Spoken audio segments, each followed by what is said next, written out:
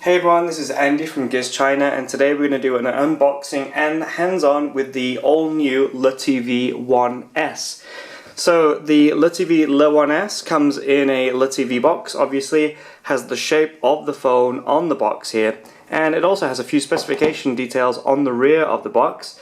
According to this, we have a 5.5-inch Full HD display. We've got a MediaTek Helio X10 chipset in here with 3 GB of RAM.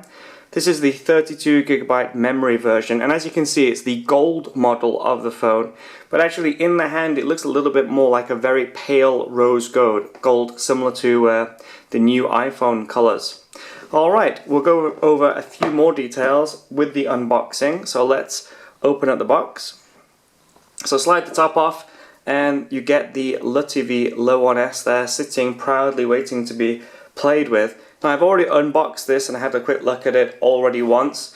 So normally you would have a screen protector on there with a few details about the phone, and also you would have a protector on the rear telling you about the dual SIM support in the SIM tray there, and also the fingerprint scanner.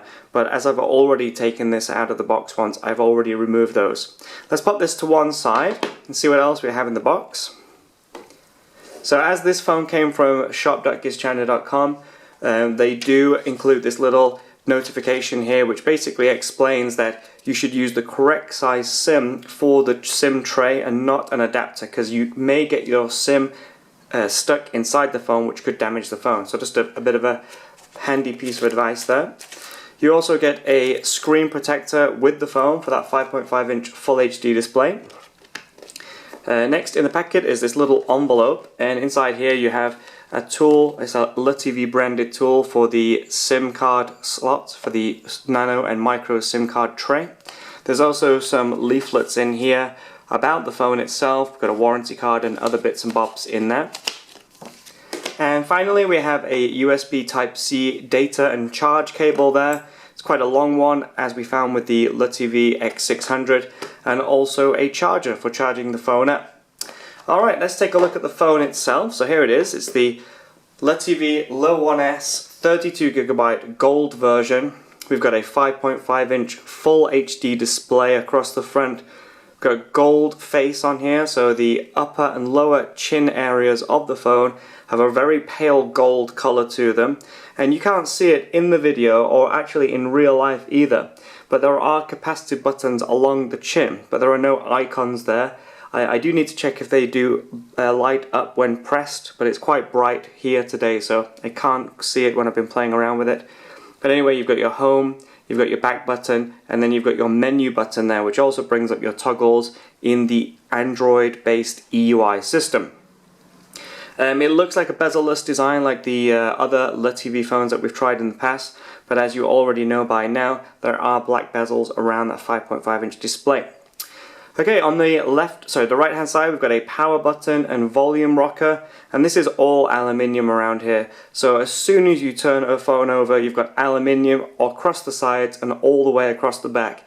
Fully unibody aluminium body on this phone, which is really quite impressive considering this is a 1099 RMB device in China. So you know, really good build quality, and it's up there with the LeTV Le Max, which is a $600 phone. So you're getting really high-end build quality on a good priced phone, and also you're getting great hardware too.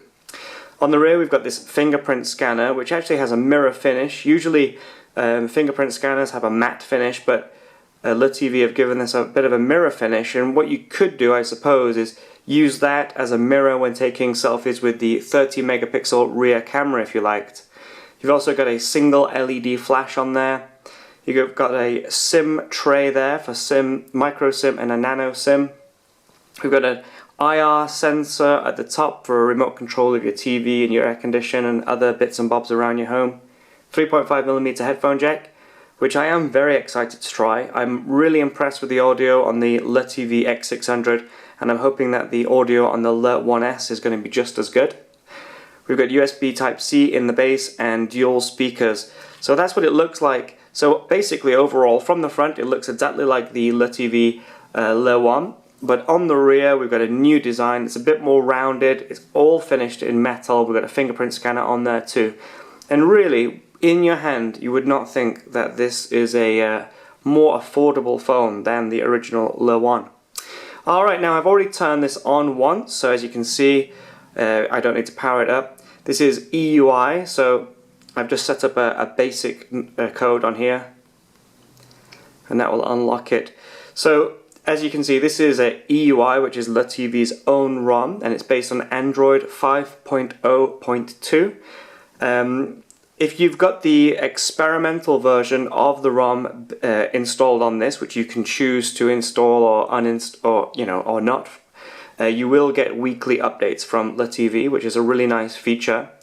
Normally EUI comes without any Google support, but as this came from shop.gizchina.com, we do include Google Play support already built in, so you don't need to install Google Play. All you need to do is open the phone up, connect to your Google account, and away you go. You can download applications and sync to your Gmail, and all your other Google services are there too. Now, EUI on the LeTV phones is a little bit different. For example, if you want to get into your toggles, you don't just swipe down from the top. This is only for your notification area, and instead you have to press this left-hand button here. Sorry, I'll press that again, and you'll get your different applications that are running in the background. You'll get your your brightness control, music control, and different toggles, and you can clear these up by flicking them off one by one. Also, I just noticed then, as I press the button, you can just about make out that there are backlit buttons there on the chin. So you can see those buttons when you press them, but any other time it's just a gold blank area at the bottom of the phone. Okay, other details we've got here, as it's a totally different launcher, it's EUI, you don't have an app drawer here. Instead, that is a LeTV service that lets you play live TV. It's a China-only service, so probably won't be much use to anyone outside of China.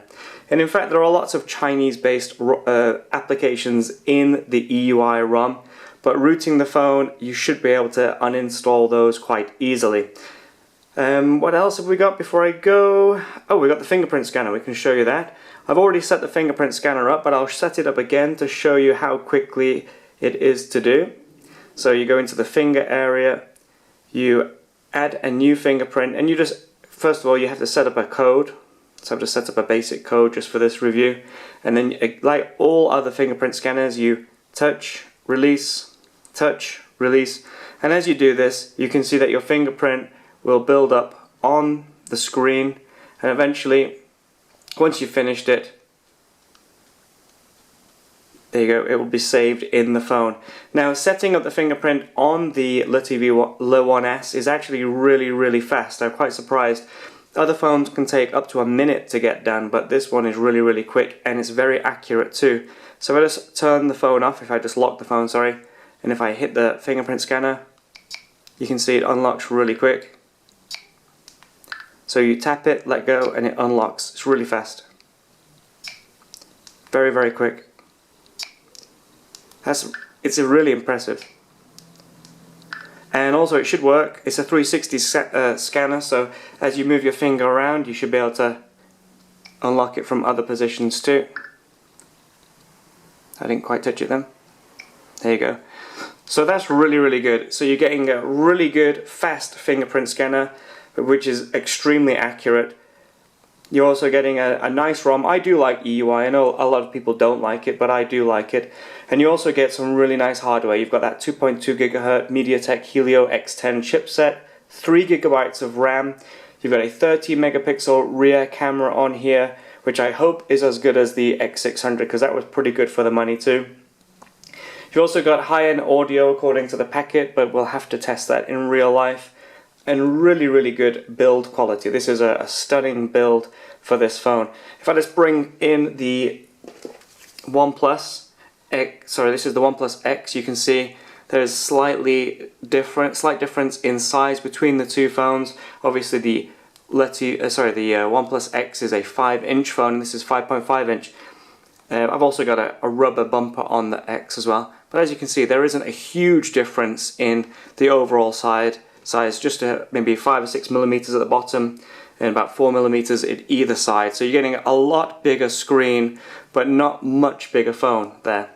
So if you're stuck between these two phones and you can't decide just because of the size of them, there really isn't that much in it. Alright, so that's all for now. That's the hands-on and unboxing of the LeTV 1S. Overall, feels really good. It's got a very fast camera, it's got a beautiful build quality, great hardware, great price. Overall, it's really hard to knock this, so we're going to do a full review of this phone. I'm also going to do a shoot out with the camera of the OnePlus X with the LeTV Le1S and the Xiaomi Mi4C, so you can see which one is better for cameras as well. And that's it for now. Hope you enjoyed that. See you all soon. Bye bye.